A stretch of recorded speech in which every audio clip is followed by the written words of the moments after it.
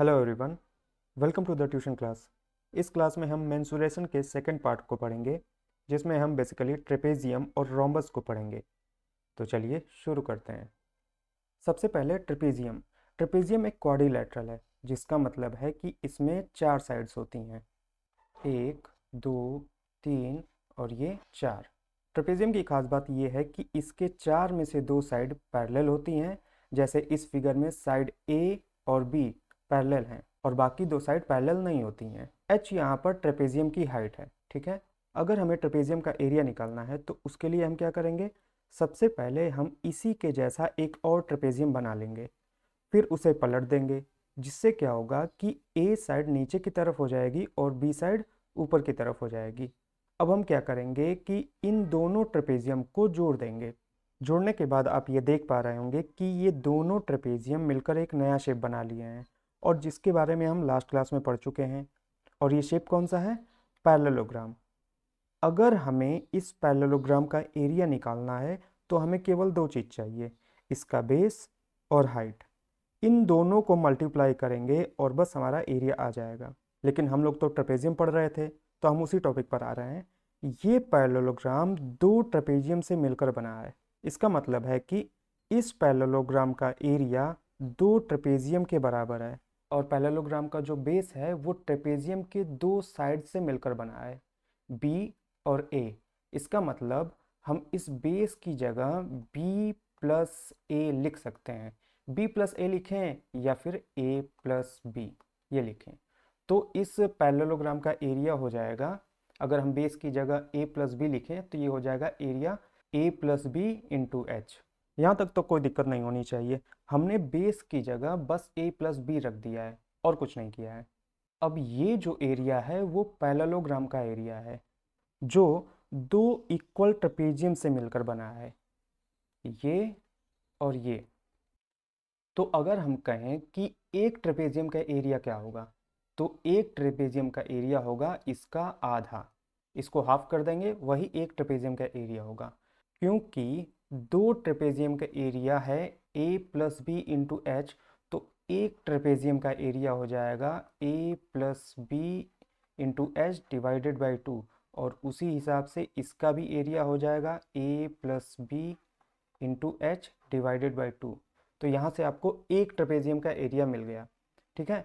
इसको आप ऐसे भी लिख सकते हैं, h अपॉन 2 ब्रैकेट में a प्लस बी, ठीक है। तो ट्रेपेजियम का एरिया क्या होगा? h अपॉन 2 ब्रैकेट में a प्लस बी। अच्छा, अगर मैं पूछूं कि ये a और b क्या है, तो आप बताएंगे कि ये ट्रेपेजियम की पैरेलल साइड्स हैं। तो a प्लस बी का मतलब क्या होगा? a प्लस बी का मतलब होगा सम ऑफ पैरेलल साइड्स, यानी जो पैरेलल साइड हैं उनको हमने ऐड कर दिया। तो अगर हम a प्लस बी की जगह ये लिखें सम ऑफ पैरेलल साइड्स, तो हमें ट्रेपेजियम के एरिया का एक और फार्मूला मिल जाएगा, होगा h upon 2 sum of parallel side. Sum of parallel side का मतलब side a plus side b, ये है, ठीक है। अच्छा, h क्या है? h है ट्रेपेजियम की हाइट, या फिर हम इसे ये भी कह सकते हैं डिस्टेंस बिटवीन पैरेलल साइड्स। ये साइड पैरेलल हैं और इनके बीच की जो डिस्टेंस है उसे हम कहेंगे h। तो यहाँ पर आपने ट्रेपेजियम का एरिया देख लिया। अब हम देखते हैं कि आपके बुक में कितने तरह के ट्रेपेजियम आपको देखने को मिलेंगे और आप उन्हें कैसे पहचानेंगे। ये ट्रेपेजियम तो आप अभी पढ़े हैं। ट्रेपेजियम को पहचानने का तरीका ये है कि 2 साइड पैरेलल हों और 2 साइड पैरेलल न हों। तो इस फिगर में ये और ये साइड पैरेलल हैं और ये साइड पैरेलल नहीं है, ठीक है। और अगर हमें एरिया निकालना है तो हमें पैरेलल साइड के बीच की डिस्टेंस भी चाहिए, ठीक। ये h। इस फिगर को देखते हैं तो हमें केवल पैरेलल साइड देखनी है, तो ये साइड और ये साइड पैरेलल हैं, और h इसका क्या होगा? इन दोनों साइड के बीच की डिस्टेंस, इसे हम h लेंगे, क्योंकि हमें एरिया निकालने के लिए पैरेलल साइड का सम चाहिए होता है, h चाहिए होता है। इस फिगर में देखते हैं, इसमें पैरेलल साइड ये है और इसके बीच की डिस्टेंस ये है h। ऐसे ही इस फिगर में पैरेलल साइड ये और इनके बीच की डिस्टेंस ये है h। अब एक क्वेश्चन देखते हैं, हमें इस फिगर का एरिया निकालना है।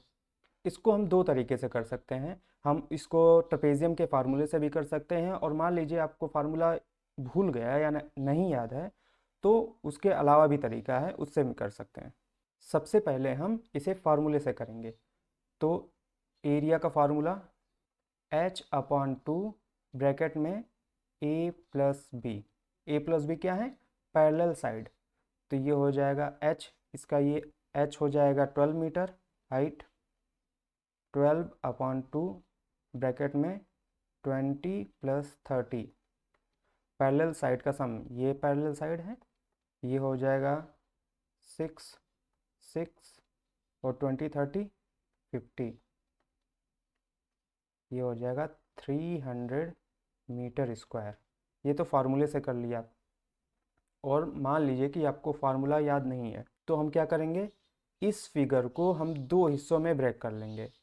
क्या करेंगे, हम यहाँ से मान लीजिए ए पॉइंट से इस पर एक परपेंडिकुलर ड्रॉ करेंगे ये। अब ये फिगर रेक्टेंगल और ट्रायंगल में कन्वर्ट हो गया, और उसका हम अलग अलग एरिया निकाल देंगे और दोनों को ऐड कर देंगे, तो इस पूरे ट्रेपेजियम का एरिया आ जाएगा। तो करते हैं इसको। तो अगर हम इस रेक्टेंगल की बात करें तो इसकी दोनों साइड दे रखी हैं। ये साइड है 12 मीटर और ये साइड है 20 मीटर। तो इसका एरिया हो जाएगा 12 मल्टीप्लाई 20, इसका आंसर हो जाएगा 240 मीटर स्क्वायर। तो ये तो हो जाएगा इसका एरिया। अब इस ट्रायंगल का एरिया देखते हैं। ट्रायंगल के एरिया का फॉर्मूला क्या होता है? Half into base into height. तो ये हो जाएगा हाफ, बेस क्या हो जाएगा? बेस ये है इस ट्रायंगल का, और इसकी वैल्यू क्या है? 12, ये नीचे दे रखी है। तो बेस की जगह तो हम 12 लिखेंगे। और हाइट क्या होगी? हाइट चाहिए ये है h हाइट। तो आप यहाँ देख पा रहेंगे ये ऊपर से नीचे तक पूरी लेंथ है 30, पूरी लेंथ 30 है, और यहाँ तक है 20 मीटर। ये देखिए ये है 20। तो जब यहाँ तक B तक है 20, तो ये वाली डिस्टेंस क्या होगी? 30 में से 20 माइनस करेंगे, ये हो जाएगी 10, और यही है हाइट इस ट्रायंगल की। तो 10 लिखेंगे यहाँ पर। तो इसको सॉल्व करेंगे, 2 से 12 को काटेंगे, आएगा 6, और 6 10 जा 60 मीटर स्क्वायर। ये हो जाएगा ट्रायंगल का एरिया। तो टोटल एरिया हो जाएगा हमारा 60 metre square plus 240 metre square.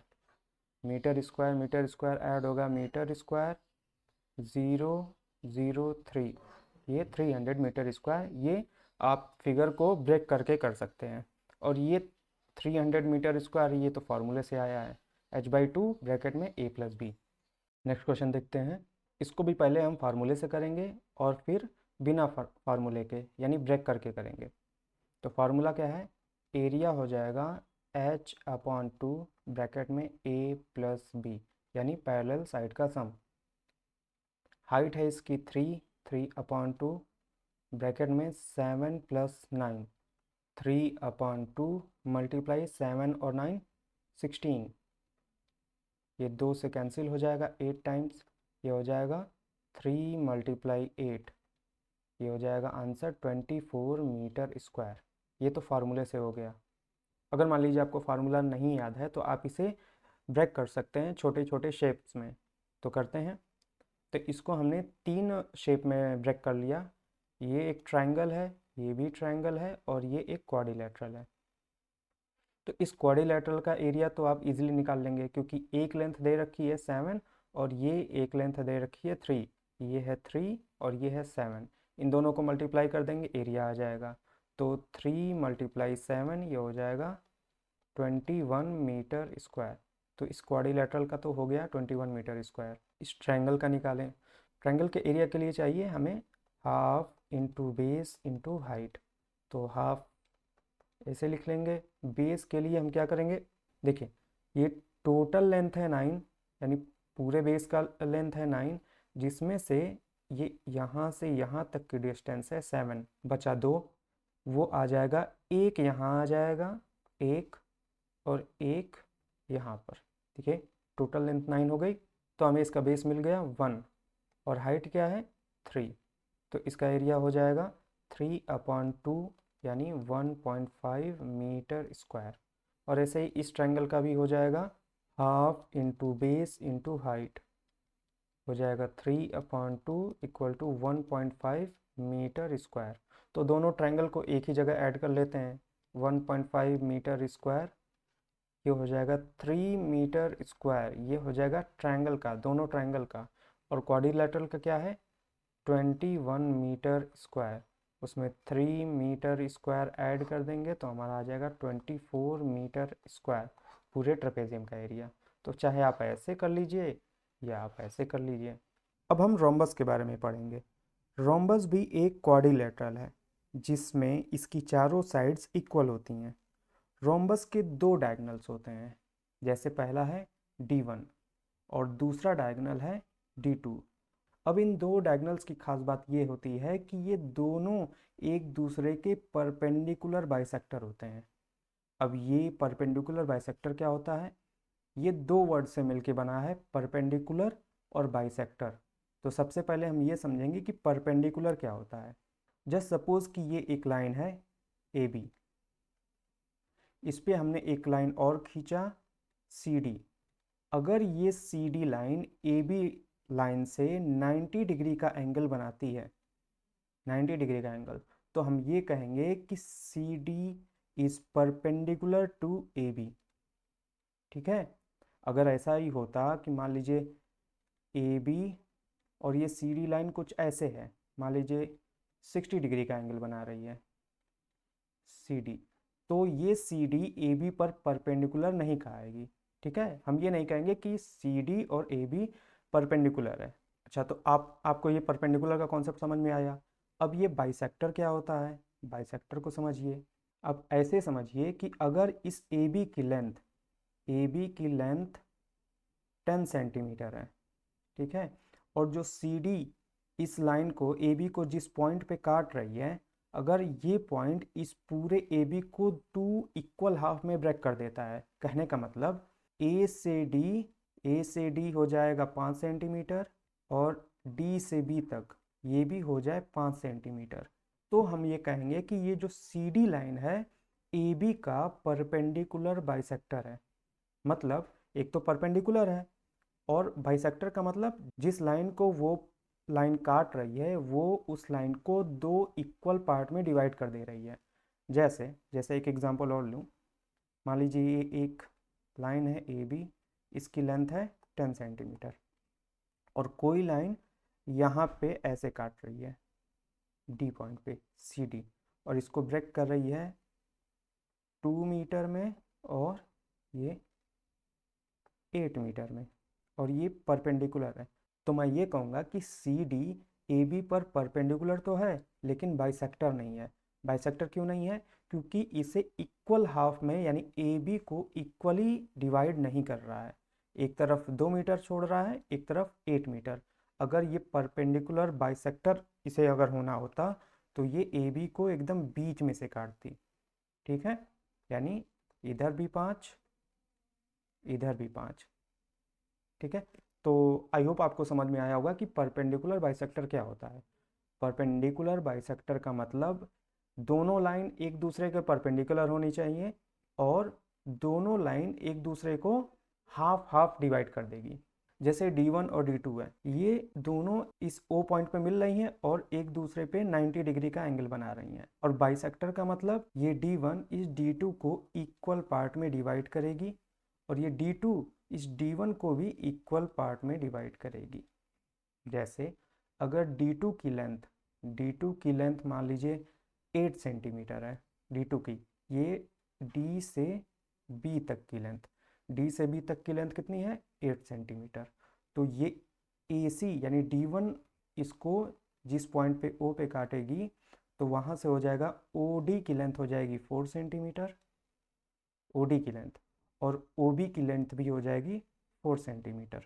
ऐसे ही D1 की लेंथ, मान लीजिए कि D1 की लेंथ है 10 सेंटीमीटर। D1 की लेंथ मतलब A से C तक की लेंथ है 10 सेंटीमीटर, और जो ये D2 डायगोनल ने इसको O पे काटा है तो OA की लेंथ हो जाएगी 5 सेंटीमीटर और OC की लेंथ हो जाएगी 5 सेंटीमीटर। ये कहने का मतलब परपेंडिकुलर बाइसेक्टर का होता है। अब हमें इस रोम्बस का एरिया निकालना है। तो इसका एरिया निकालने के लिए हम क्या करेंगे कि हम ट्रायंगल ए सी डी का एरिया निकालेंगे और ट्रायंगल ए सी बी का एरिया निकालेंगे और फिर उन दोनों को ऐड कर देंगे। तो चलिए निकालते हैं। ट्रायंगल ए सी डी का एरिया निकालने के लिए हम क्या करेंगे, तो इसका फार्मूला होता है half into base into height. तो इसका बेस हो जाएगा d1 और इसका हाइट क्या होगा d2/2। इसका हाइट हो जाएगा d2/2 क्योंकि d से b तक की डिस्टेंस है d2 और d से o तक की डिस्टेंस हो जाएगी d2 का हाफ, d2/2। ठीक, तो इसका एरिया हो जाएगा half into base into height. Base क्या है d1। और ऐसे ही ट्रायंगल ए सी बी का एरिया क्या होगा, ट्रायंगल ए सी बी, इसका एरिया तो ये भी हो जाएगा half into base into height. तो इसका भी बेस क्या होगा, ये d1 ही होगा और हाइट क्या होगी इसकी ये, और ये हाइट भी कितना होगी d2/2, d2/2। तो ये लिखते हैं half into base into height.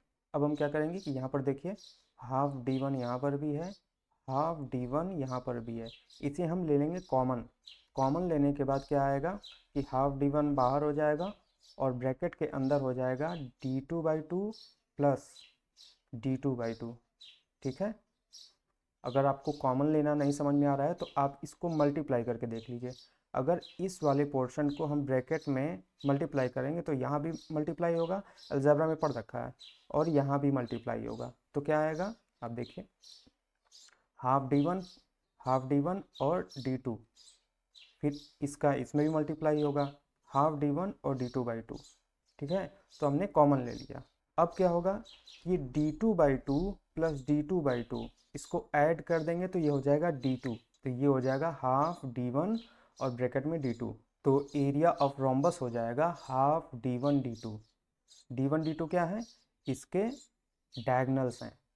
तो डायगनल का मल्टीप्लिकेशन डिवाइडेड बाई 2, यानी अगर हम एरिया ऑफ रोम्बस की बात करें तो पहले दोनों डायगनल को मल्टीप्लाई करेंगे, d1 और d2 को मल्टीप्लाई किया और दोनों को डिवाइड कर दिया 2 से, यही इसका आंसर हो जाएगा।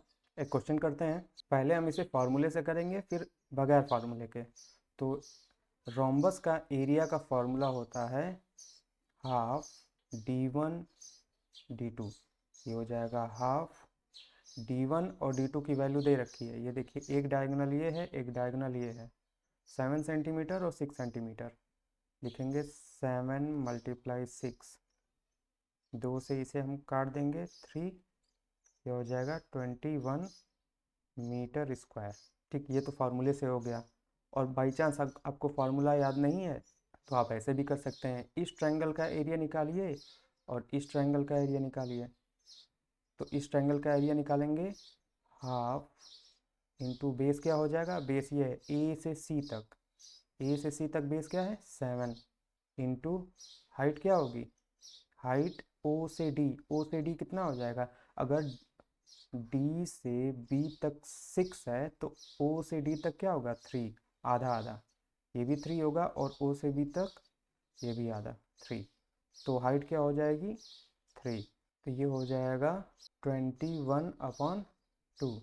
और ऐसे ही इसको निकालते हैं, तो इसमें भी हाफ इंटू बेस, बेस क्या होगा 7, ये हो जाएगा 7, और हाइट, हाइट इसकी हो जाएगी 3, ओ से बी तक की डिस्टेंस इंटू 3, ये भी हो जाएगा 21/2। इन दोनों को ऐड करेंगे 21/2 प्लस 21/2, ये आ जाएगा 21 मीटर स्क्वायर। ये हो जाएगा आंसर।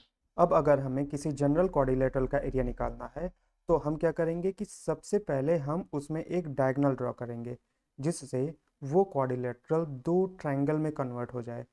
फिर हम इन दोनों ट्रायंगल्स का एरिया निकाल कर ऐड कर देंगे जिससे पूरे क्वाड्रिलेटरल का एरिया निकल जाएगा।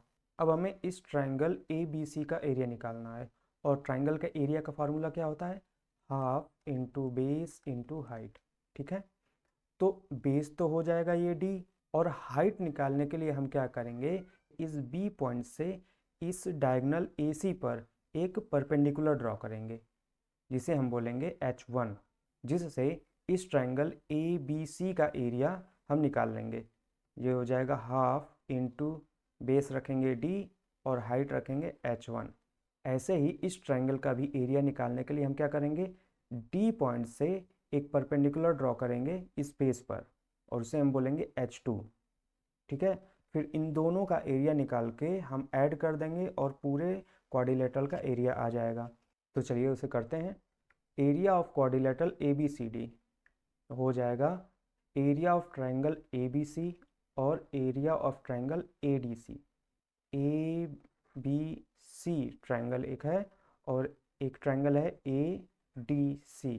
इन दोनों का एरिया निकालेंगे और उसे ऐड कर देंगे। ABC का एरिया निकालेंगे हाफ इंटू बेस, बेस क्या है D, यहाँ पे जो डायगोनल है यही बेस है, और इसकी हाइट हो जाएगी H1। और ADC के लिए भी ऐसे ही half into base into height, base क्या है D और हाइट क्या है H2। अब यहाँ पर आप देखिए हाफ D और हाफ D ये है कॉमन, इसको हम बाहर निकाल लेंगे। हाफ D ब्रैकेट में H1 प्लस H2, तो ये हो जाएगा area of quadrilateral half into D bracket में H1 प्लस H2। ठीक है, अब जैसे ये क्वेश्चन है, अब इसको आप उस फॉर्मूले से भी कर सकते हैं या फिर अगर फार्मूला नहीं याद है तो आप वैसे भी कर सकते हैं। अलग अलग ट्रायंगल को आप अलग अलग निकालिए फिर उसे ऐड कर दीजिए। पहले हम फार्मूले से करते हैं। फार्मूला क्या है, area equal to half D H1 plus H2।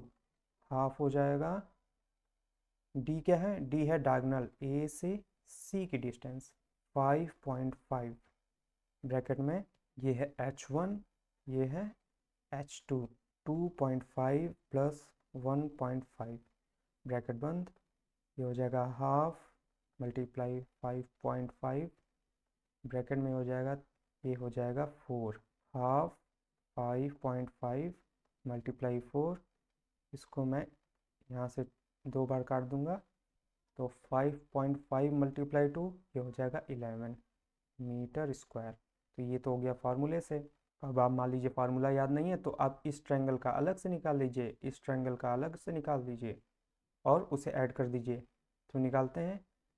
Triangle का फार्मूला क्या होता है एरिया का, हाफ इंटू बेस, बेस क्या है 5.5, ये बेस है 5.5 और हाइट क्या है 2.5 मल्टीप्लाई 2.5, इसको मल्टीप्लाई करेंगे तो ये आ जाएगा 13.75।